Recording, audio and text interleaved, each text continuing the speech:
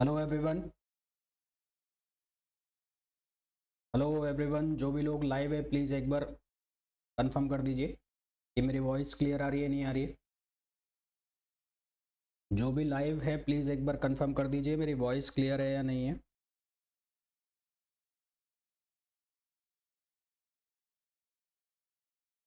Clear आ रही है?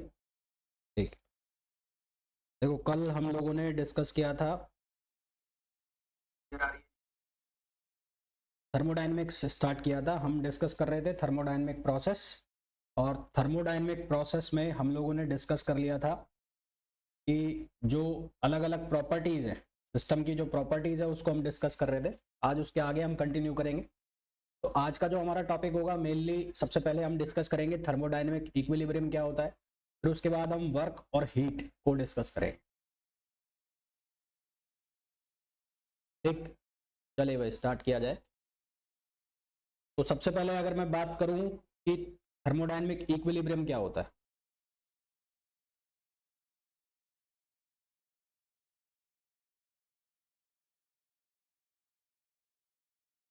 Thermodynamic equilibrium, तो थर्मोडायनेमिक इक्विलिब्रियम का मतलब होता है जब भी कोई थर्मोडायनेमिक वेरिएबल यानी कि थर्मोडायनेमिक प्रॉपर्टी जब कोई स्टेडी स्टेट अटेन करती है, स्टेडी स्टेट अटेन करती है तो वो टाइम से क्या हो जाती है, इंडिपेंडेंट हो जाती है।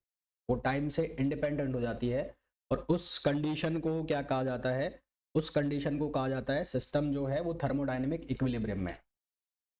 थर्मोडायनेमिक इक्विलिब्रियम में होने के लिए फॉलोइंग कंडीशंस होनी चाहिए। थर्मोडायनेमिक कोई सिस्टम अगर थर्मोडायनेमिक इक्विलिब्रियम में है तो इसका मतलब है कि वो मैकेनिकल इक्विलिब्रियम में भी है, वो थर्मल इक्विलिब्रियम में भी है और वो केमिकल इक्विलिब्रियम में भी है। तो if a system is in thermodynamic equilibrium, if a system is in thermodynamic equilibrium, then it would be also, then it must be, then it must be, it must be, तो वो mechanical equilibrium में होना चाहिए।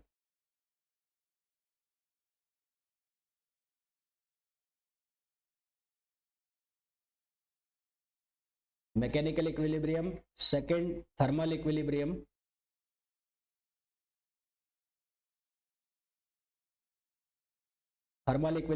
और third है chemical equilibrium,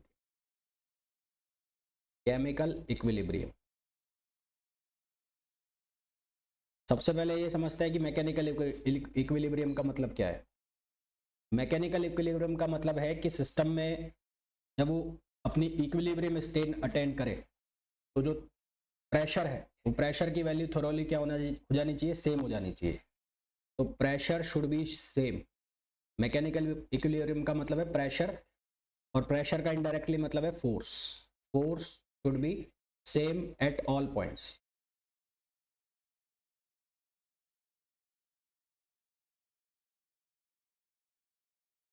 thermal equilibrium का मतलब क्या है कि जो टेम्परेचर है वो सेम हो जाना चाहिए।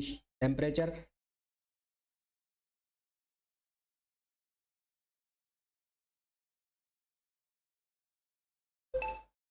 Temperature should be same. और उसके बाद केमिकल इक्विलिब्रियम का मतलब है कि जब सिस्टम थर्मोडायनेमिक इक्विलिब्रियम में पहुंच गया है तो किसी भी तरह की कोई केमिकल रिएक्शंस नहीं होनी चाहिए। केमिकल डिफ्यूजिटी, डिफ्यूजिटी का मतलब होता है मास फ्लो रेट, तो वो क्या हो जानी चाहिए, सेम हो जानी चाहिए। There should be no chemical reaction, there should be no chemical reactions,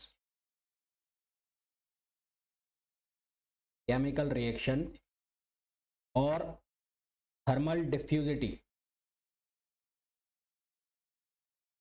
thermal diffusivity should be same. तो अगर ये तीनों होते हैं, ये तीनों होने का मतलब है कि अगर मैकेनिकल इक्विलिब्रियम भी है, थर्मल इक्विलिब्रियम भी है, केमिकल इक्विलिब्रियम भी है, तो ही सिस्टम थर्मोडायनेमिक इक्विलिब्रियम में होगा। अगर इन तीनों में से एक भी नहीं है तो जो सिस्टम है वो थर्मोडायनेमिक इक्विलिब्रियम में नहीं होगा। क्लियर है यहां तक बात?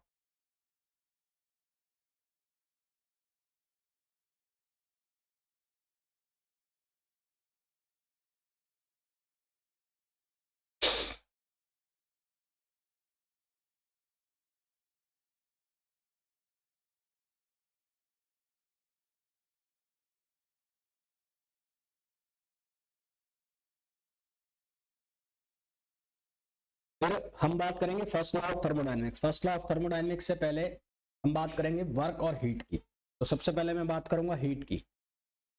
हीट हीट को हम लिखेंगे डेल क्यू से। तो हीट का मतलब क्या है? Energy transfer.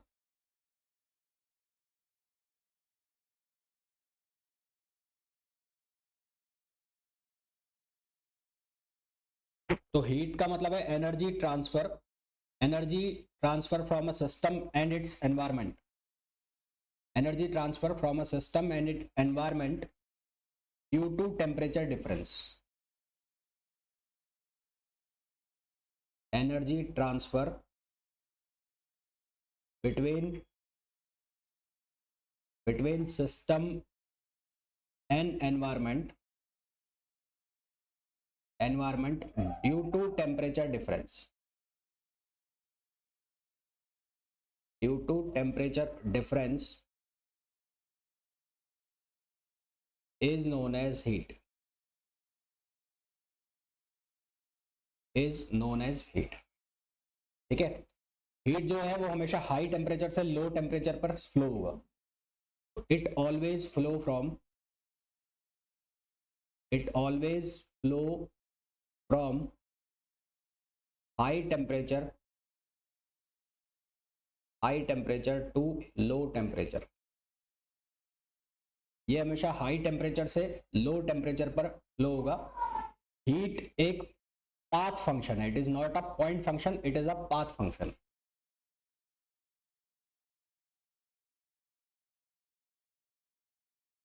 It is a path function.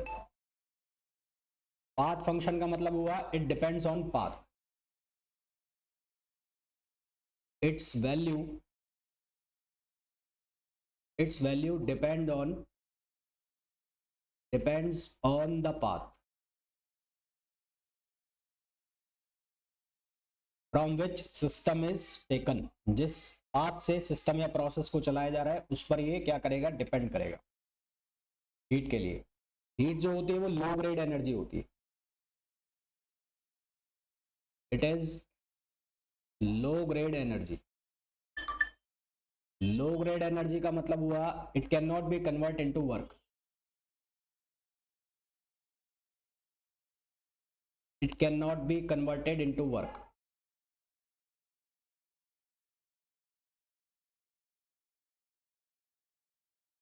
Work को हीट में कन्वर्ट किया जा सकता है पर हीट को वर्क में कन्वर्ट नहीं किया जा सकता।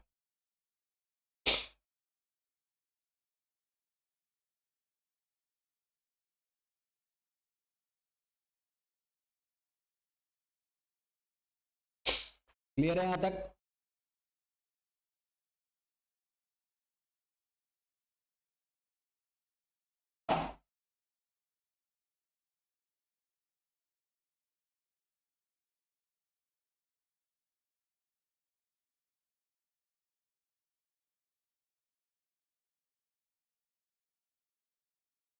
अच्छा, फिर इसके बाद क्या चीज आती है कि जो हीट है वो एक स्केलर क्वांटिटी है।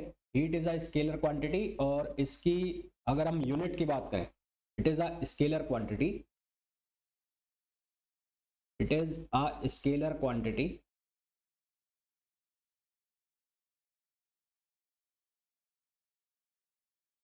और इसकी जो यूनिट है, यूनिट है इसकी जूल, और कैलोरी में इसकी यूनिट है। और कैलोरी और जूल में अगर हम रिलेशन लिखे तो 1 कैलोरी इक्वल्स टू होता है 4.2 जूल। कई जगह 4.18 भी लिखा होगा, 4.2 जूल भी लिखा होगा।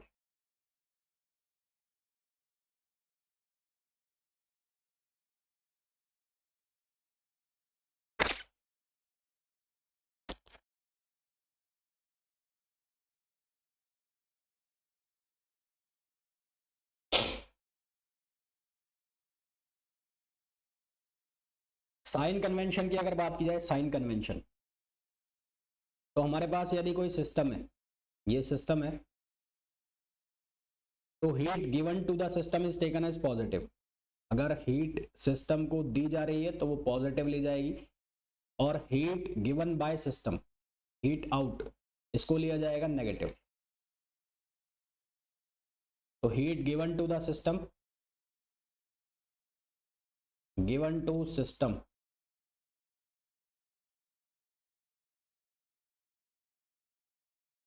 गिवन टू सिस्टम, इसको लिया जाएगा पॉजिटिव। और heat taken out from system, इसको लिया जाएगा नेगेटिव।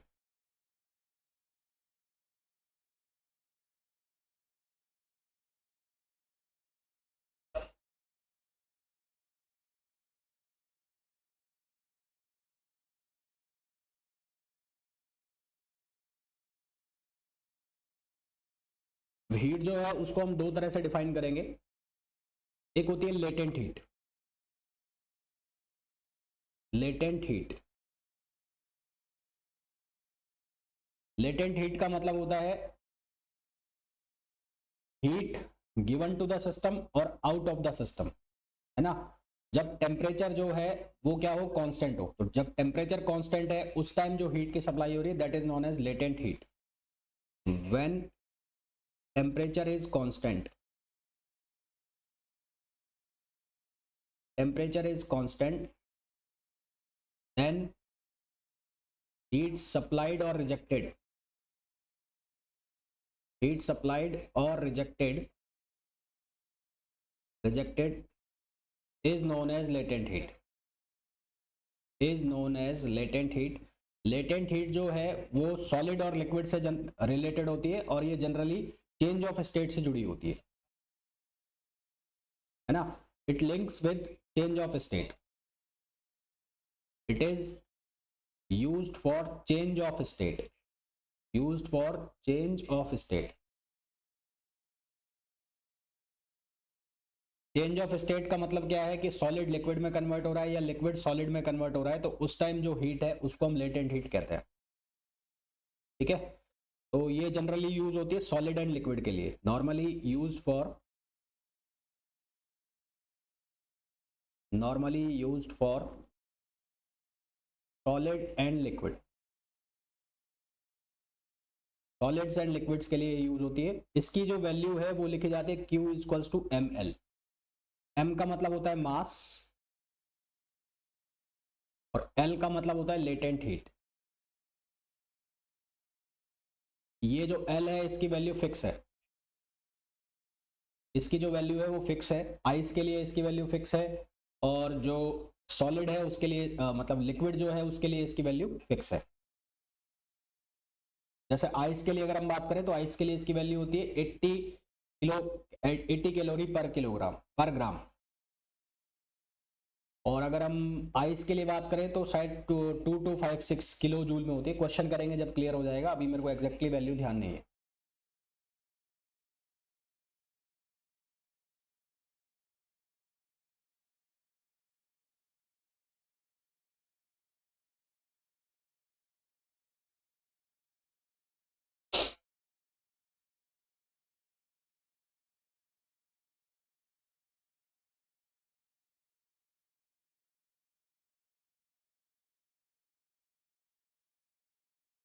ठीक है, फिर एक हीट जो होती है जो टेम्परेचर से रिलेटेड होती है उसको हम कहते हैं सेंसिबल हीट। दूसरी एक हीट होती है जिसको हम कहते हैं सेंसिबल हीट। सेंसिबल हीट का मतलब क्या है, heat linked with temperature difference, heat linked with temperature difference.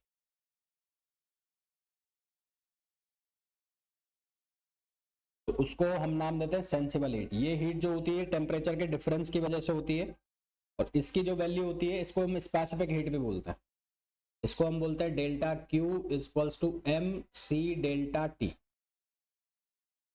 M C delta T. जहाँ एम का मतलब है मास, सी का मतलब है स्पेसिफिक हीट कांस्टेंट और डेल्टा टी का मतलब है टेम्परेचर।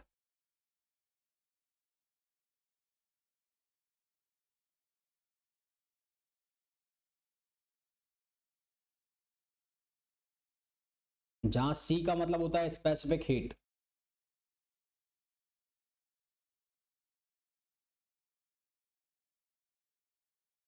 स्पेसिफिक हीट की डेफिनेशन क्या होती है कि वन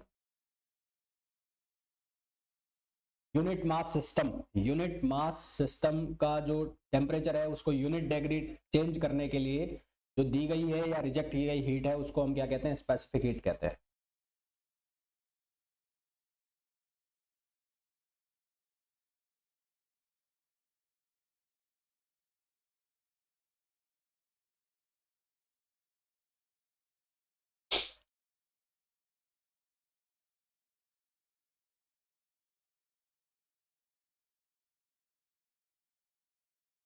अगर हम इसको अलग अलग प्रोसेस के लिए डिफाइन करें, यानी कि अगर मैं इसको लिखूं कांस्टेंट प्रेशर प्रोसेस के लिए या कांस्टेंट वॉल्यूम प्रोसेस के लिए, तो फॉर कांस्टेंट वॉल्यूम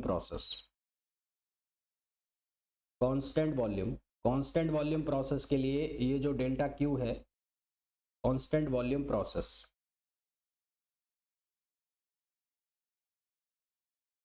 तो ये कहलाएगा M C V delta T. C V stands for specific heat at constant volume.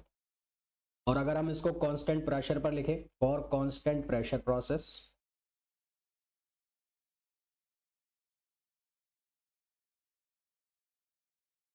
Constant pressure,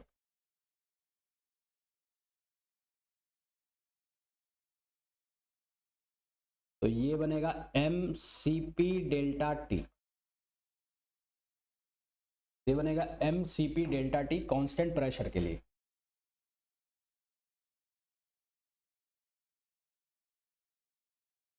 यहां पर जो सीपी और सीवी लिखा हुआ है, हालांकि इनको हम बाद में भी पढ़ेंगे, इन दोनों के बीच में एक रिलेशन होता है। क्या रिलेशन होता है? गामा। गामा होता है सीपी ओवर सीवी, जिसको हम कहते हैं adiabatic constant. Adiabatic constant, CP over CV, जिसको हम क्या कहते हैं? Adiabatic constant. ये जो एडियाबैटिक कांस्टेंट है और डिग्री ऑफ फ्रीडम है, मैं आपको यहाँ बता दूं, आगे भी मैं एक बार वापस बताऊंगा, फिर भी मैं बता दूं। डिग्री ऑफ फ्रीडम करके एक कॉन्सेप्ट होता है, degree of freedom. Degree of freedom, degree of freedom को लिखते हैं एफ से। तो डिग्री ऑफ फ्रीडम और जो सीबी है उसके बीच में रिलेशन होता है degree of freedom equals to F by 2r। CV equals to होता है एफ बाय 2r, ठीक है, एफ बाय 2r। और मेयर्स का रिलेशन होता है CP minus CV equals to R. CP minus CV equals to R, तो यहां से जब हम वैल्यू रखते हैं minus F R upon 2 equals to R, तो सीपी की वैल्यू बनती है R plus F R by 2। तो यहां से कॉमन आ गया आर, ये बन गया एफ 1 प्लस एफ अपॉन 2।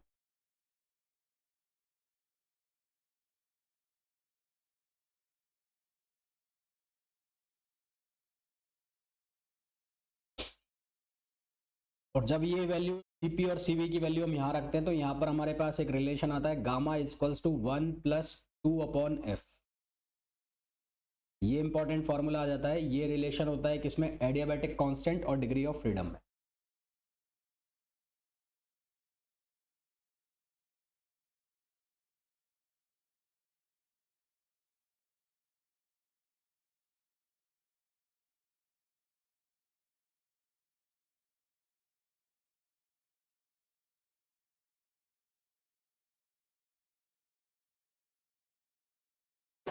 तीन तरह की हम गैस यूज करते हैं, मोनो एटॉमिक, डायटोमिक और ट्राइएटॉमिक।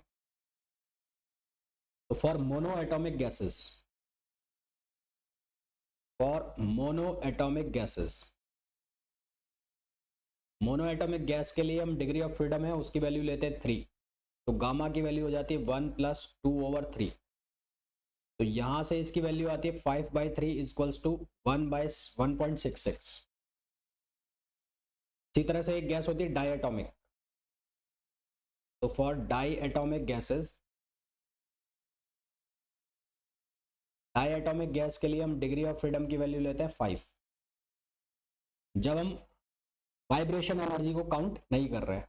तो उस केस में गामा की जो वैल्यू ली जाती है 1 प्लस 2 अपॉन 5।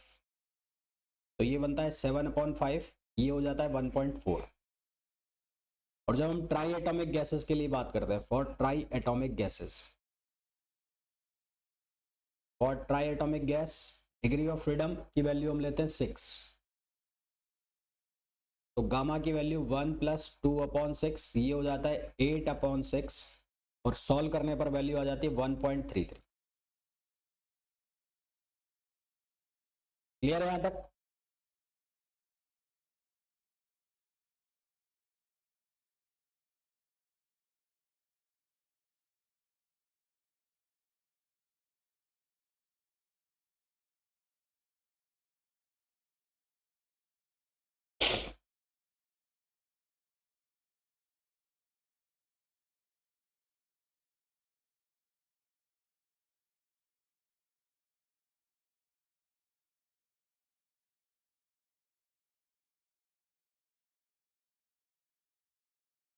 तो ये तो बात हो गई किसकी, हीट की। ठीक है, ये सब किसकी बात हो गई, हीट की।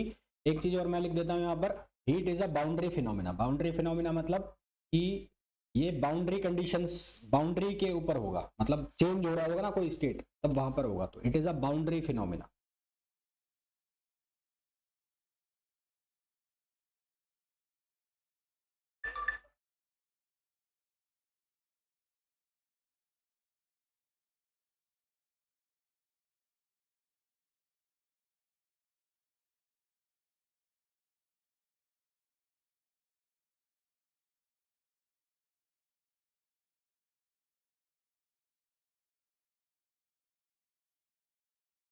अब बात करते हैं वर्क की।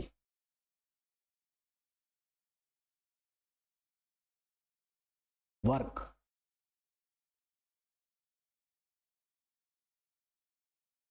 वर्क क्या होगा, work is transfer of energy from system to surrounding और surrounding to system due to force. Transfer of energy, energy from system to surrounding,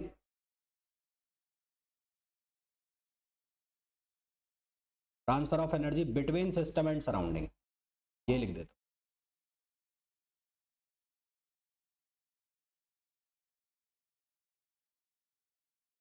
due to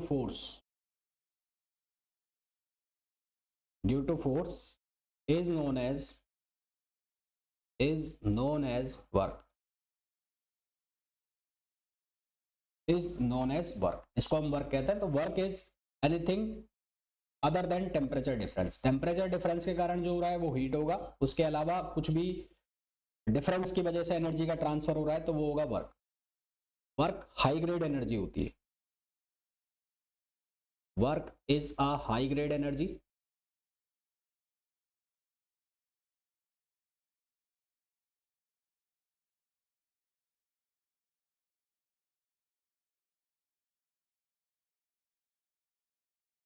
work is high grade energy, ये एक high grade energy होती है। दूसरी चीज क्या हुई कि जिस तरह से हीट एक बाउंड्री फिनोमेना है, उसी तरह से वर्क भी एक क्या होता है, boundary phenomena. Work is a boundary phenomena.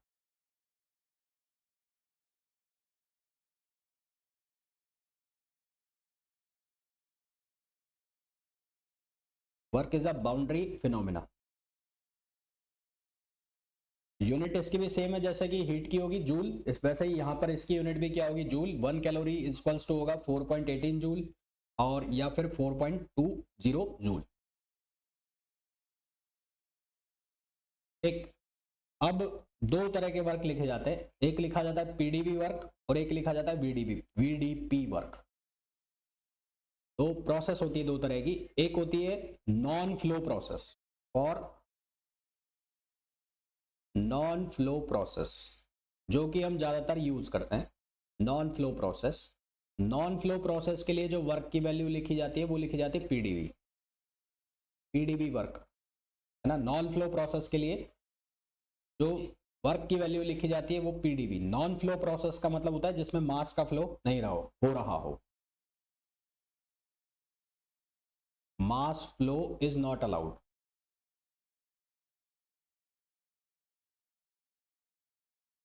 Mass flow not allowed मतलब क्लोज सिस्टम की बात हो रही है, क्लोज सिस्टम। आप इसको ऐसा भी समझ सकते हो, क्लोज सिस्टम,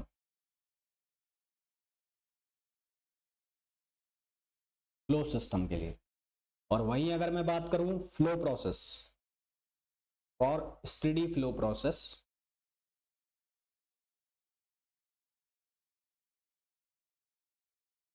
और स्टेडी फ्लो प्रोसेस, इसके लिए जो वर्क है वो लिखा जाता है वीडीपी, माइनस वीडीपी। और यहां पर जो है ये सिस्टम कौन सा सिस्टम होता है, ओपन सिस्टम। हालांकि जो तुम्हें पूछा जाता है वो ये ज्यादा पूछा जाता है, यही पूछा जाता है, फिर भी तुम्हें अगर कभी पूछ ले कि स्टेडी फ्लो के लिए जो वर्क डन है या ओपन सिस्टम है उसके लिए वर्क डन कितना होता है, वो होता है वीडीपी। क्लियर है?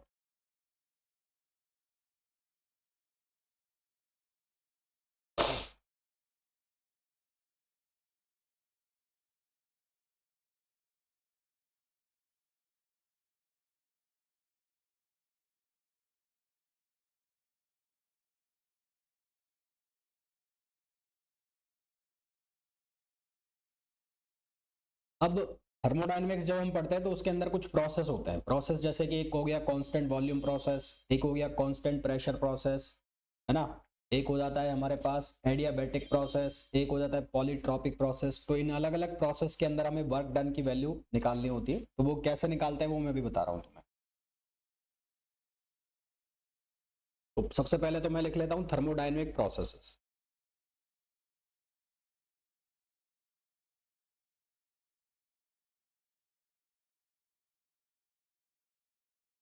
तो सबसे पहली प्रोसेस मैं लिख रहा हूँ कांस्टेंट वॉल्यूम,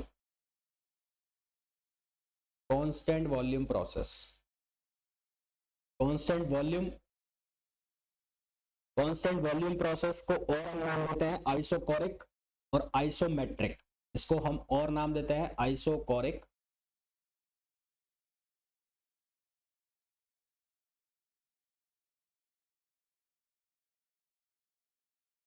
आइसोकोरिक और आइसोमेट्रिक। कांस्टेंट वॉल्यूम प्रोसेस का मतलब है सीधा सीधा कि वॉल्यूम क्या हो रहा है, कांस्टेंट हो रहा है। दूसरा constant pressure process, constant pressure process को हम और नाम देते हैं आइसोबैरिक और आइसोपिस्टिक, आइसोबैरिक और आइसोपिस्टिक। इसके अंदर जो प्रेशर है वो क्या हो जाएगा, कांस्टेंट हो जाएगा। थर्ड प्रोसेस हम लिखते हैं constant temperature, constant temperature, constant temperature को हम नाम देते हैं isothermal process, isothermal process. Isothermal के लिए क्या होगा, टेम्परेचर की वैल्यू क्या हो जाएगी, कांस्टेंट हो जाएगी। फोर्थ आता है हमारे पास adiabatic process, adiabatic process. Adiabatic process जो है जिसके अंदर हीट की वैल्यू जीरो हो जाएगी उसको हम कहेंगे एडियाबैटिक। और एक होता है polytropic process,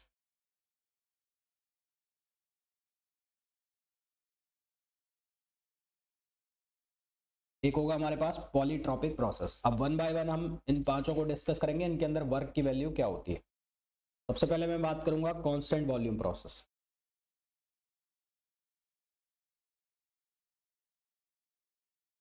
constant volume process जिसको हम क्या और नाम दे रहे हैं, जिसको हम नाम दे रहे हैं आइसोमेट्रिक और आइसोकोरिक। जब भी आपको कांस्टेंट वॉल्यूम प्रोसेस मिलेगा तो या तो वो क्वेश्चन के अंदर डायरेक्ट लिखा मिलेगा या उसकी जगह लिखा मिलेगा रिजिड कंटेनर, रिजिड वॉल्स, इस तरह के शब्द लिखेंगे।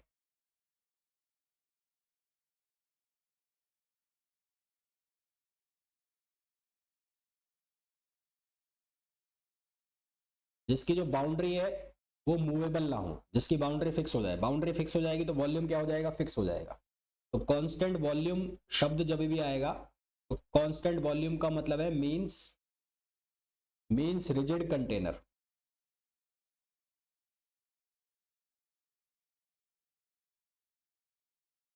Rigid container. ठीक है।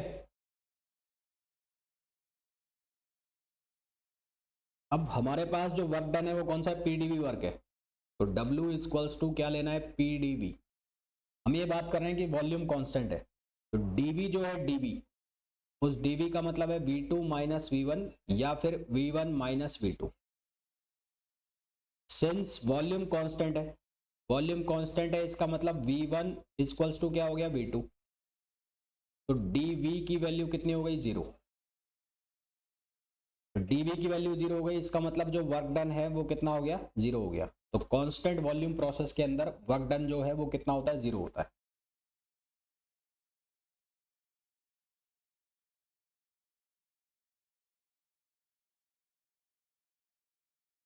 कांस्टेंट वॉल्यूम में वर्क डन जो है वो कितना होता है, 0। क्लियर।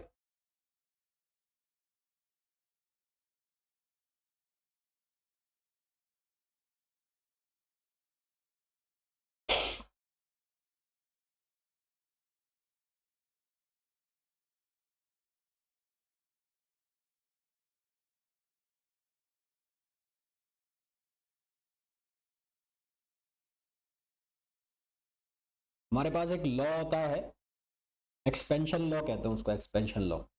तो इक्वेशन उसकी ऐसे लिखी जाती है, P V N equals to constant, P V N equals to constant.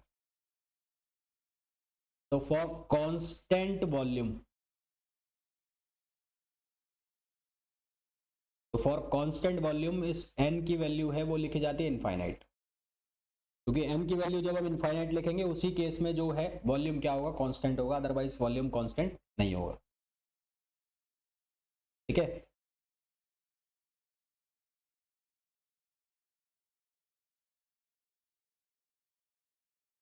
तो for n, for constant volume n equals to infinite. फिर एक लॉ होता है हमारे पास जिसको हम कहते हैं आइडियल गैस लॉ। तो आइडियल गैस लॉ से,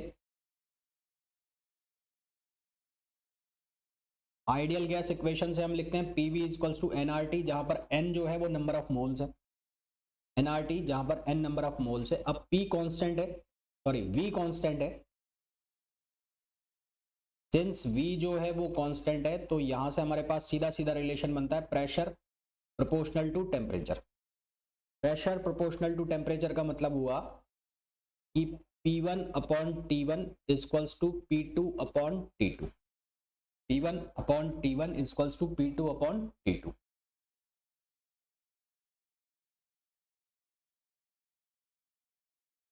यदि इसको मेरे को ग्राफ पर शो कर रहा हो, किसको, कांस्टेंट वॉल्यूम को, तो पीवी ग्राफ अगर मैं बनाता हूं, कौन सा ग्राफ बनाता हूं, पीवी ग्राफ। पीवी ग्राफ पर क्योंकि वॉल्यूम कांस्टेंट है, वॉल्यूम कांस्टेंट है तो एक लाइन आएगी पैरेलल टू वाई एक्सेस, एक लाइन आएगी पैरेलल टू वाई एक्सेस। अगर इस लाइन पर एरो नीचे की तरफ जा रहा है, अगर इस लाइन पर एरो नीचे की तरफ जा रहा है या ऊपर की तरफ जा रहा है, तो यहां से हमें ये पता लगेगा कि जो प्रोसेस है वो एक्सपेंड हो रही है या कंप्रेस हो रही है, या हीट सप्लाई हो रही है और हीट रिजेक्ट हो रही है, तो ये यहां से हमें पता लगेगा। अगर हमें पूछा जाए कि एग्जाम्पल क्या होता है कांस्टेंट वॉल्यूम प्रोसेस का, तो कांस्टेंट वॉल्यूम प्रोसेस का एग्जाम्पल होता है प्रेशर कुकर।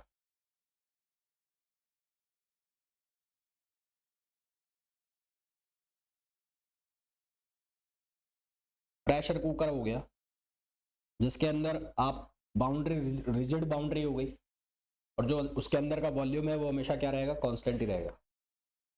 नियरली होता है क्योंकि वो भाप निकलती रहती है, स्टीम निकलती है। तो आपका एक ये क्वेश्चन हो सकता है कि स्टीम निकलती रहती है, तो नियरली अबाउट होता है, पूरी तरह से नहीं होता है।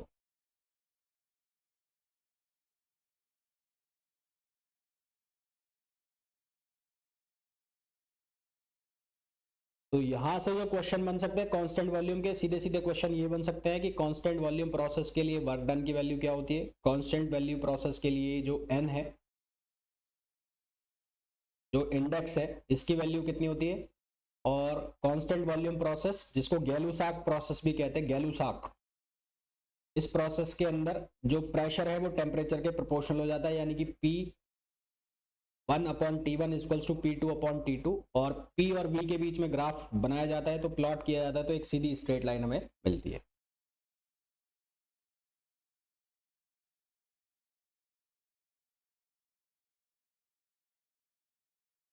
फिर इसके बाद आता है कांस्टेंट प्रेशर,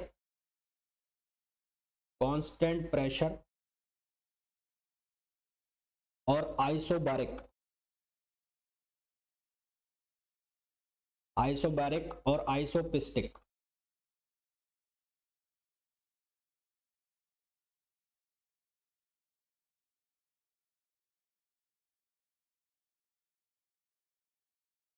इस प्रोसेस के लिए वर्क डन हमें निकालना है, तो वर्क डन की वैल्यू यहां पर होगी पीडीवी।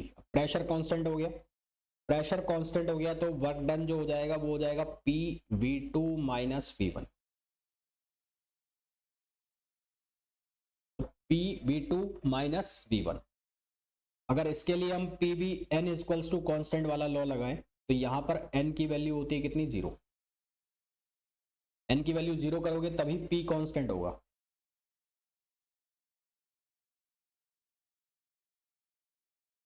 एन की वैल्यू यहां पर कितनी होती है, जीरो। और क्योंकि P V equals to N R T है, पी वी इक्वल्स टू क्या है, एन आर टी। अब आपने प्रेशर को कर दिया कांस्टेंट, प्रेशर को कांस्टेंट कर दिया, तो यहां से वी प्रोपोर्शनल क्या हो जाता है, टी। तो v प्रोपोर्शनल टू t का मतलब है v1 upon t1 equals to v2 upon t2।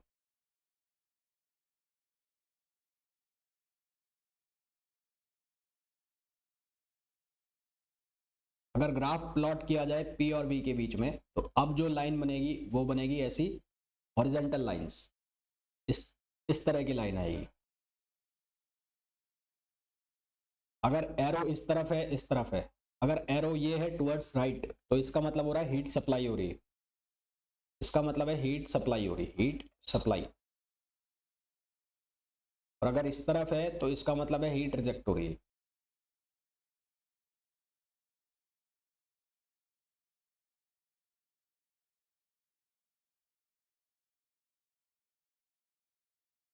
इसके जो एग्जाम्पल हो सकते हैं, इसके एग्जाम्पल क्या हो सकते हैं, boiling of water to steam, boiling of water. दूसरा हो सकता है freezing of water, freezing of water to ice, freezing of water to ice. एक और लिख सकते हो कि steam generation is always occurs at constant pressure.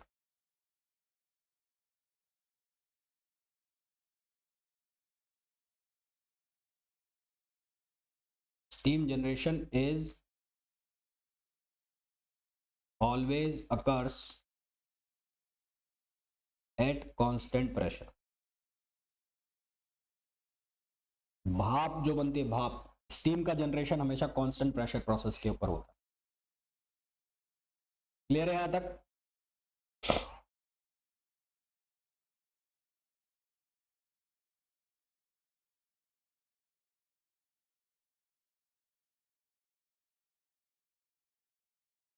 तो यहां पर जो क्वेश्चन निकलेंगे वो क्या निकलेंगे, कांस्टेंट प्रेशर के अंदर वर्क डन कितना होता है। कांस्टेंट प्रेशर के लिए जो पॉलीट्रॉपिक इंडेक्स है ये एन, एन की वैल्यू कितनी होती है।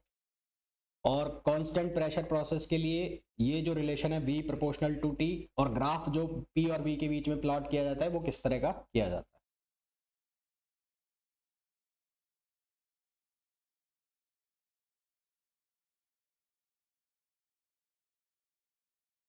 नेक्स्ट टॉपिक पे आओ। नेक्स्ट है आइसोथर्मल प्रोसेस और constant pressure process, constant temperature, sorry, constant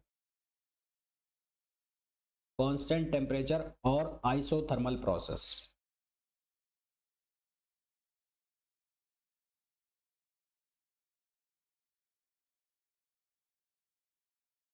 constant temperature process जो होगा या आइसोथर्मल प्रोसेस जो होगा वो हमेशा बहुत स्लो प्रोसेस होगा, है ना। It is a very slow process.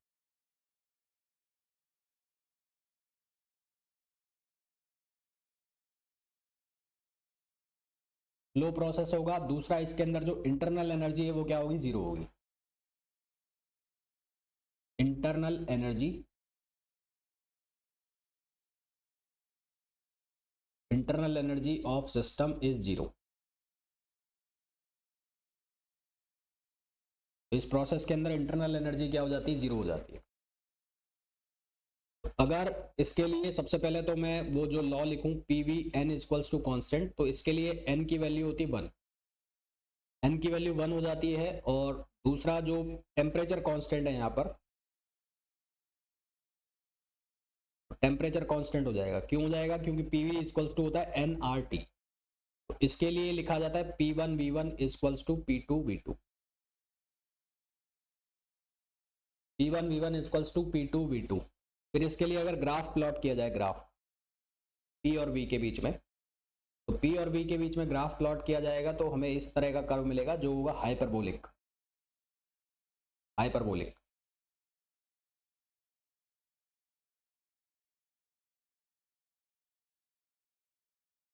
Hyperbolic को हिंदी में कहते हैं अति परवलिक। क्वेश्चन पूछ लिया जाता है कि जो कांस्टेंट टेम्परेचर प्रोसेस है उसके लिए पी और वी का ग्राफ किस तरह का होता है, किस तरह का होता है? हाइपरबोलिक। कई बार हाइपरबोलिक ना लिखकर ऐसा लिखा मिलेगा rectangular hyperbola,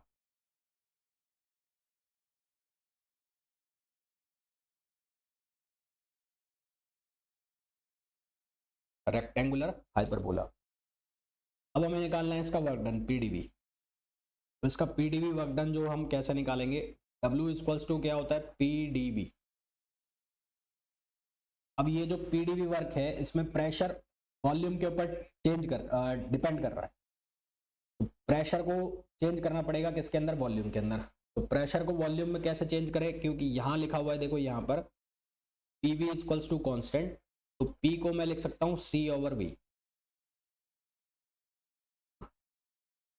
W equals to क्या हो जाएगा? सी ओवर वी और डीवी। और इसको 1 से लेकर और 2 तक क्या कर दें? इंटीग्रेट कर दें। तो C आ गया कॉमन,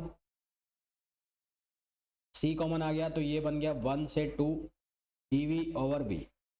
यहाँ लॉगरिथम का रिलेशन बन गया तो ये बन जाएगा W equals to C ln v2 over v1। अब क्योंकि C जो है वो किसके बराबर है? PV, तो C किसके बराबर है? या तो P1 v1 या P2 v2।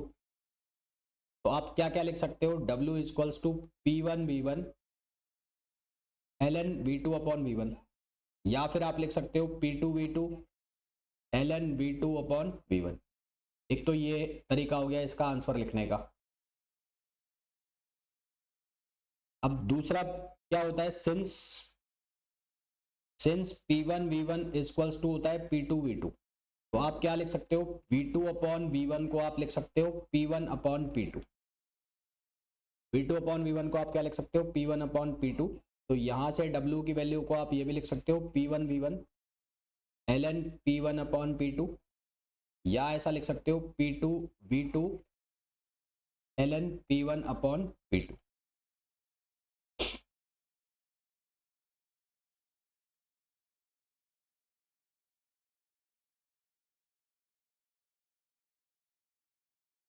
क्योंकि जो वर्क है, जो टेम्परेचर है वो कांस्टेंट है, तो सिंस PV इक्वल्स टू होता है nRT। तो अगर आप टेम्परेचर के फॉर्म में लिखना चाहते हो तो ये वर्क डन का फॉर्मूला ऐसे भी लिख सकते हो nRT ln v2 upon v1, या फिर nRT ln p1 upon p2। तो ये सारे वर्क डन के फॉर्मूला होते हैं किसके केस में? कांस्टेंट टेम्परेचर के केस में या आइसोथर्मल के केस में। क्लियर है यहां तक?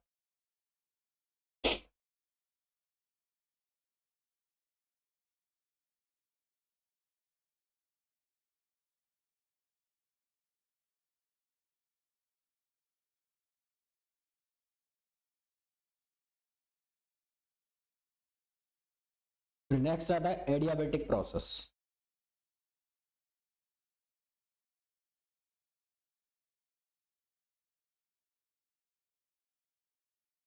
एडियाबेटिक प्रोसेस जो है एक बहुत फास्ट प्रोसेस है, it is a very fast process. ये एक बहुत फास्ट प्रोसेस है।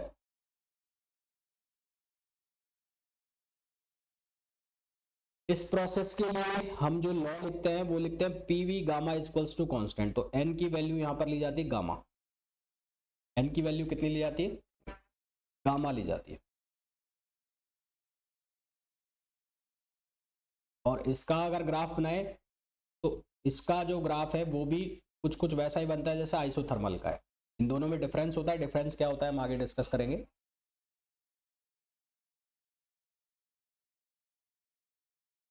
इसके एग्जाम्पल क्या होते हैं, बस्टिंग ऑफ सिलेंडर, सिलेंडर का फटना, एक आइसो जो सिलेंडर अगर फटता है हमारे घर में या जो रसोई गैस का सिलेंडर है वो फट जाता है तो वो एडियाबेटिक प्रोसेस होती है। साइकिल के या किसी गाड़ी के टायर का फटना वो भी एडियाबेटिक प्रोसेस है। Bursting of cylinder, bursting of cylinder और बस्टिंग ऑफ टायर,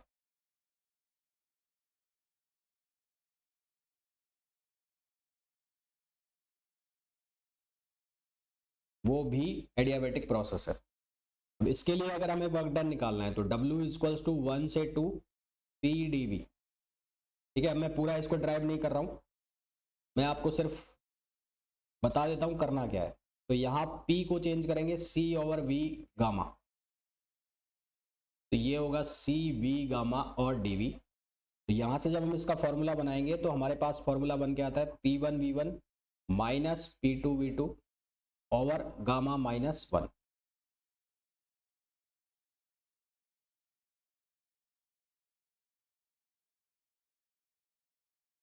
और अगर इसको हम टेम्परेचर के फॉर्म में लिखना चाहते हैं, टेम्परेचर के फॉर्म में हम कैसे लिख सकते हैं, PV बराबर होता है nRT, तो इसको हम टेम्परेचर के फॉर्म में भी लिख सकते हैं, nRT1 minus T2 over gamma minus 1।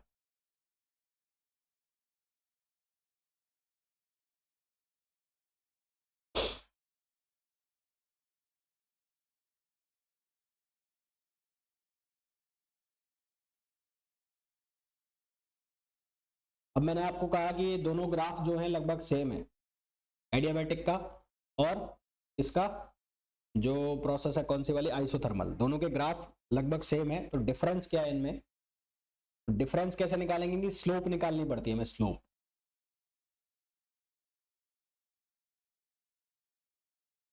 तो स्लोप ऑफ आइसोथर्मल कर्व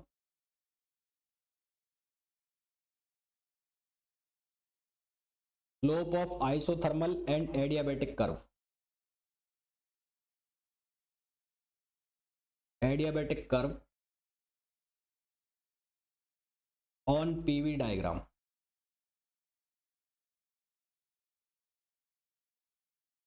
देखो सबसे पहले मैं लिख रहा हूं आइसोथर्मल के लिए, तो आइसोथर्मल के लिए PV इक्वल्स टू क्या है, कांस्टेंट है। तो इसका अगर हम पार्शियल डिफरेंशिएशन करें तो पार्शियल डिफरेंशिएशन करेंगे तो क्या आएगा, PdV plus VdP equals to 0।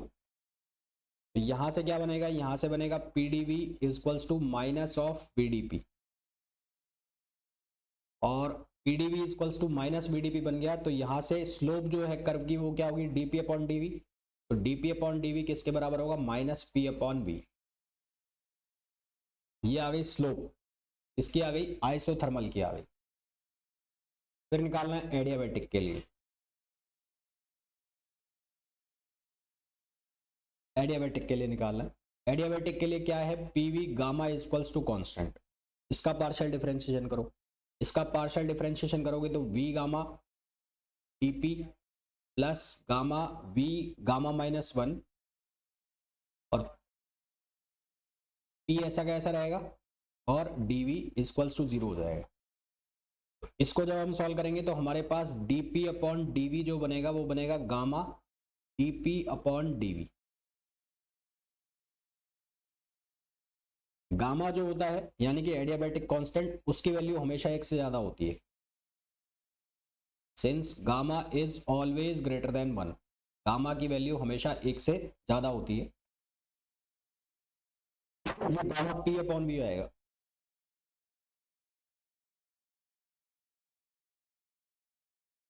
तो यहां से जो अगर दोनों की स्लोप को कंपेयर करूं तो स्लोप ऑफ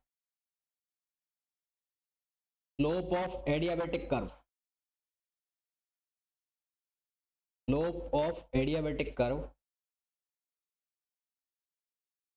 वो गामा टाइम्स ज्यादा होगी किसके, स्लोप ऑफ आइसोथर्मल के।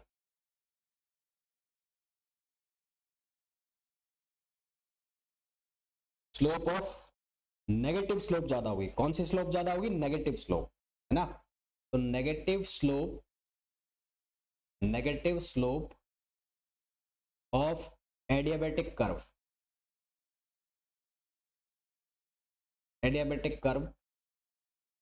is more than isothermal curve. अब ये नेगेटिव स्लोप का क्या चक्कर है? नेगेटिव स्लोप का मतलब है कौन वाई एक्सिस के ज्यादा पास होगा, कौन वाई एक्सिस के ज्यादा पास होगा, that is known as negative curve.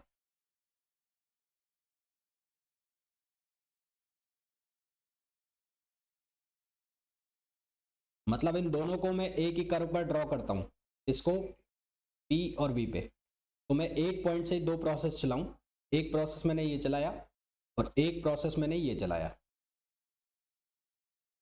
तो ये जो है कर्व ये होगा PV इक्वल्स टू कॉन्स्टेंट। ये किसके लिए होगा? ये होगा आइसोथर्मल। और ये जो प्रोसेस है ये होगा PV gamma equals to constant, ये होगा एडियाबेटिक।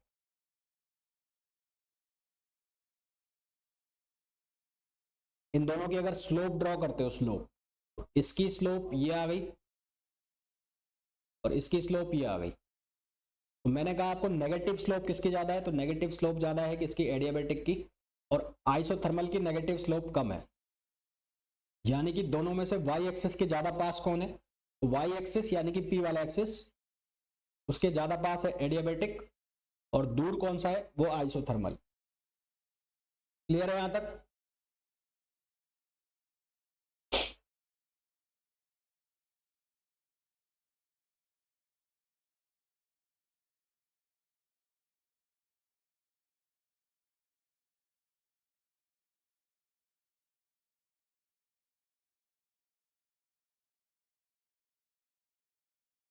अब ये जितने भी प्रोसेस मैंने आपको बताई, इन सभी को यदि मेरे को ग्राफ पर ड्रॉ करना हो, ग्राफ पर प्लॉट करना हो, ग्राफ पर प्लॉट कैसे करेंगे? ये प्रोसेस ये कौन सी है? ये है कांस्टेंट प्रेशर प्रोसेस।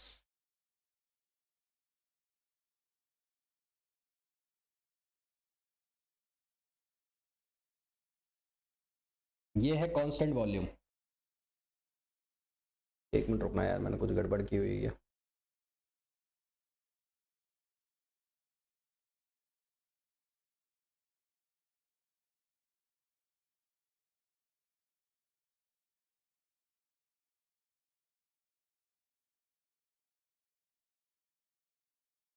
हाँ, ये कांस्टेंट वॉल्यूम है, ये आ गई आइसोथर्मल, ये आ गई एडियाबेटिक, और ये बीच में आ गई कौन सी? पॉलीट्रॉपिक। तो यहाँ पर क्या है? P इक्वल्स टू कॉन्स्टेंट है, यहाँ क्या है? V इक्वल्स टू कॉन्स्टेंट है, ये है PV इक्वल्स टू कॉन्स्टेंट, ये है PV N equals to constant, और ये है PV gamma equals to constant.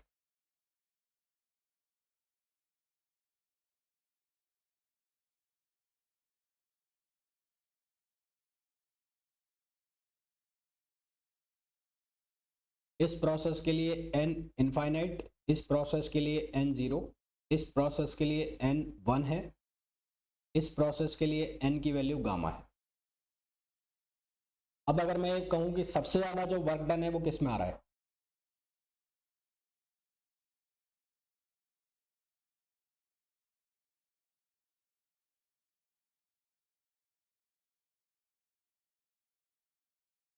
अगर मैं ये कहूं कि सबसे ज्यादा वर्क डन किस में आ रहा है, तो वर्क डन सबसे ज्यादा जिसमें किसमें होगा? जिसका एरिया सबसे ज्यादा होगा।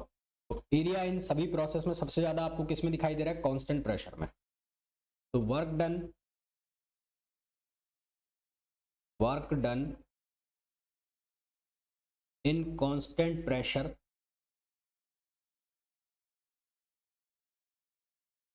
is maximum, work done in constant pressure is maximum among all process।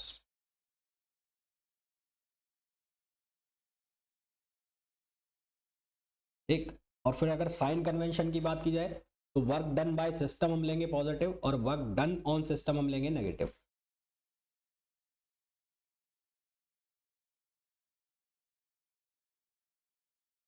अगर साइन कन्वेंशन की बात की जाए तो वर्क डन बाय सिस्टम,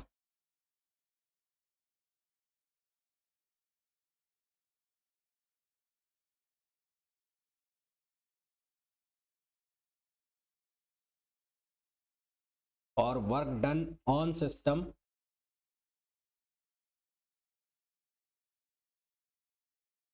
इसको हम लेंगे नेगेटिव। क्लियर है यहां तक?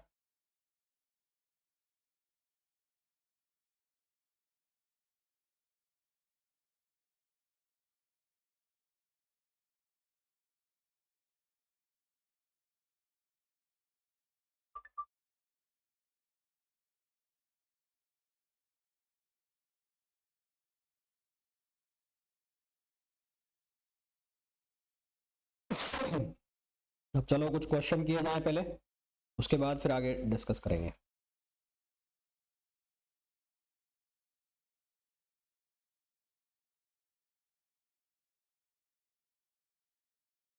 Questions,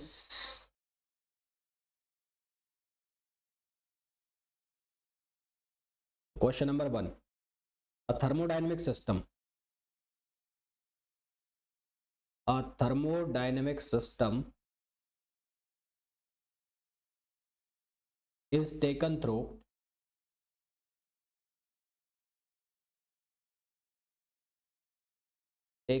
the cycle EQRSP process.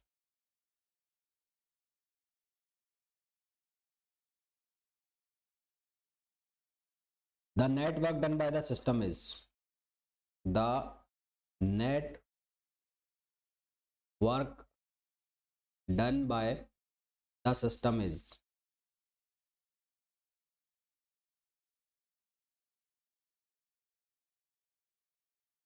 Diagram हमें दिया है कुछ ऐसा,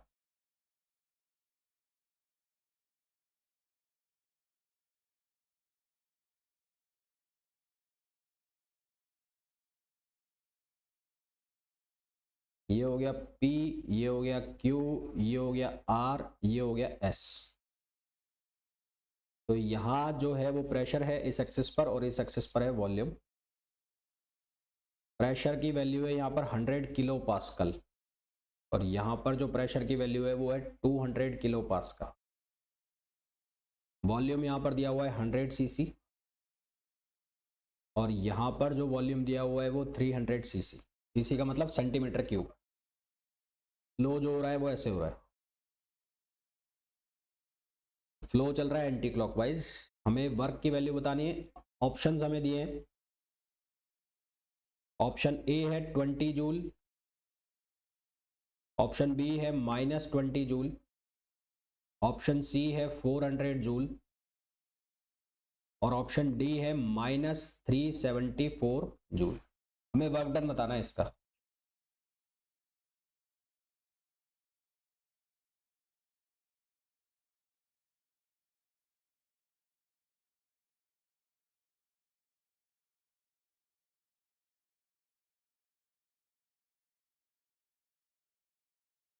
देखो कैसे करोगे, इसका एरिया निकाल दो, ये जो शेडेड रीजन है इसका एरिया निकाल दो, वर्क डन आ जाएगा। तो वर्क डन जो है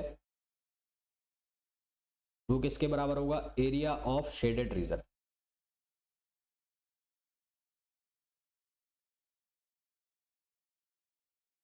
इसका एरिया कितना हो जाएगा, ये हो जाएगा 300 - 100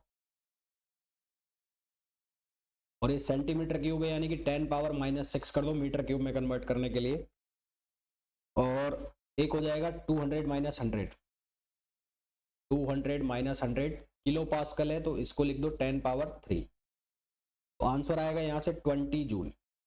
अब ये 20 जूल आंसर है या नहीं है ये कैसे चेक करोगे, देखो ये जो फ्लो हो रहा है ये एंटी क्लॉकवाइज है, एंटी क्लॉकवाइज है इसका मतलब है वर्क डन नेगेटिव। अगर ये क्लॉकवाइज होता तो वर्क डन होता पॉजिटिव। तो since direction of process is anti clockwise,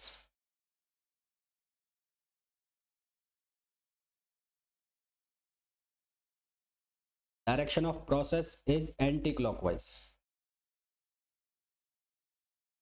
anti clockwise है इसलिए जो वर्क डन है वो क्या होगा, नेगेटिव होगा। Work done is negative. Negative हो गया तो आंसर क्या आ जाएगा, -20 जूल। हमारे पास करेक्ट आंसर क्या आ जाएगा, बी आ जाएगा।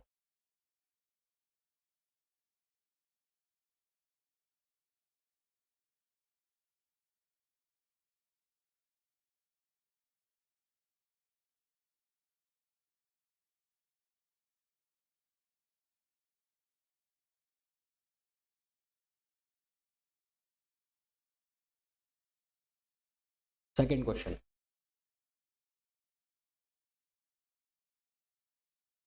सेकेंड क्वेश्चन बोला है an ideal gas is taken around, an ideal gas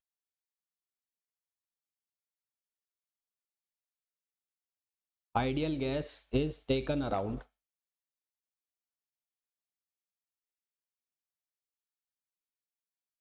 A, B, C, A as shown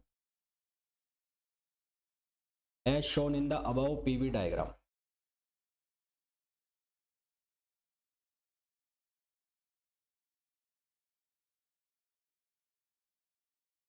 The work done during a cycle is,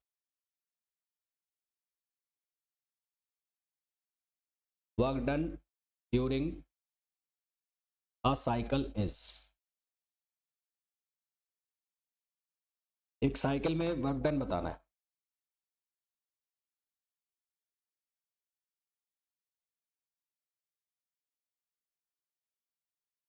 कुछ इस तरह का हमें डायग्राम दिया है,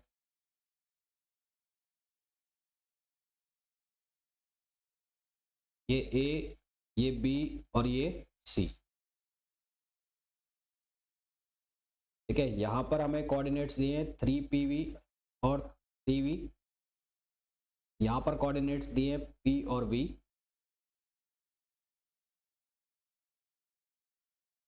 और यहां पर जो कोऑर्डिनेट्स दिए हैं वो P और 3V। तो वर्क डन जो होगा वो क्या होगा, area under this diagram. Options में बता देता हूं, ऑप्शन ए है 2PV,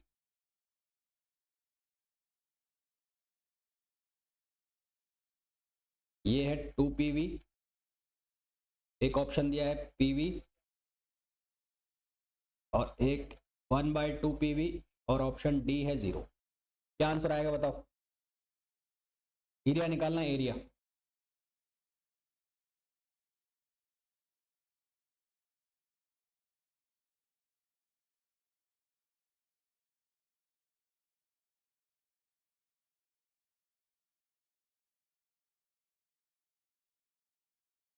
ये वाला एरिया निकाल लो,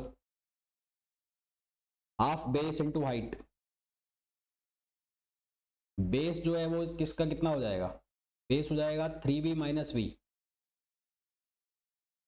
और हाइट जो है वो कितनी हो जाएगी, हाइट हो जाएगी 3P - P। तो 1/2 2V इंटू 2P, तो 2 से 2 कैंसिल हो गया, तो आंसर आ जाएगा 2PV। अब यहाँ पर कुछ हमें गिवन है नहीं, 2PV आएगा ना यार, गलत कर रहे हो यार।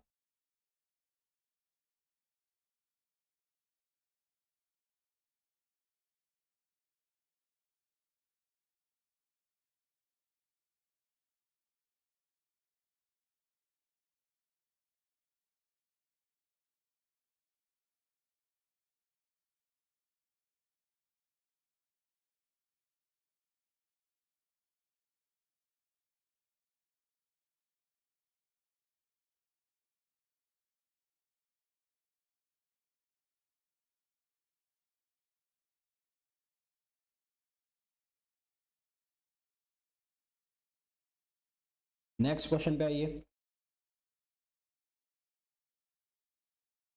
आपको एक डायग्राम दिया है एक स्टेट के लिए, एक प्रोसेस के लिए, अलग अलग प्रोसेस के लिए ए से बी तक सिस्टम को ले जाया जाता है, PV डायग्राम है, और इन 3 अलग अलग पाथ से ले जाया जाता है। एक पाथ ये है, ये ए हो गया, एक पाथ ये है, एक पाथ ये है,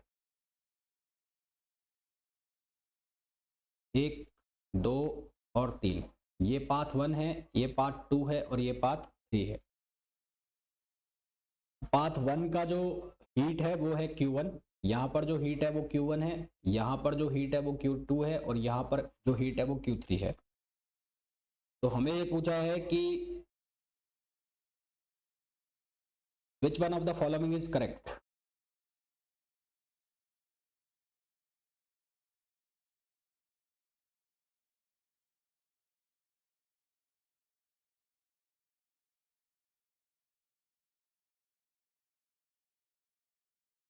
पहला ऑप्शन है Q1 less than Q2 less than Q3। दूसरा ऑप्शन है Q1 less than Q2 equals to Q3। तीसरा ऑप्शन है Q1 greater than Q2 equals to Q3। और चौथा ऑप्शन है Q1 greater than Q2 greater than Q3। बताओ क्या answer आएगा।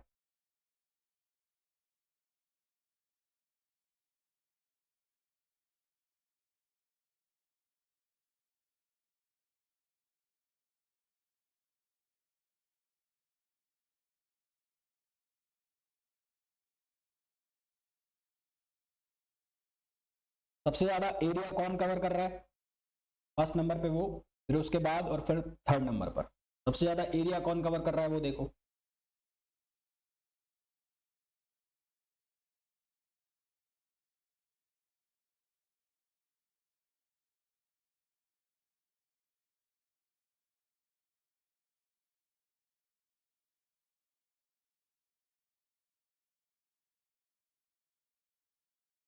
सबसे ज्यादा जो एरिया है वो Q3 के नीचे आएगा, थर्ड पाथ के नीचे, फिर सेकंड पाथ के नीचे, और फिर फर्स्ट पाथ के नीचे। तो एरिया कवर्ड सबसे ज्यादा किसके लिए आएगा? और पाथ 3,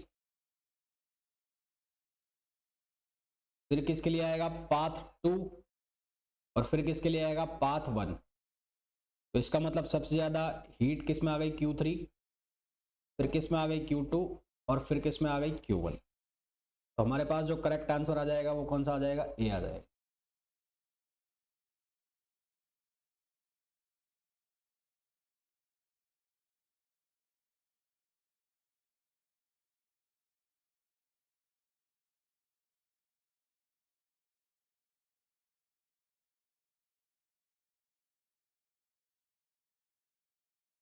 क्लियर है यहां तक?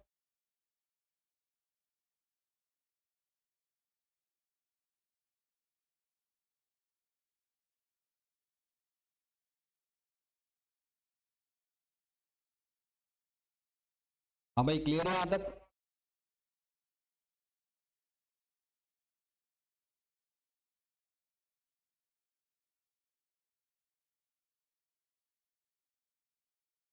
इसके आगे का जो है वो हम नेक्स्ट क्लास में डिस्कस करेंगे।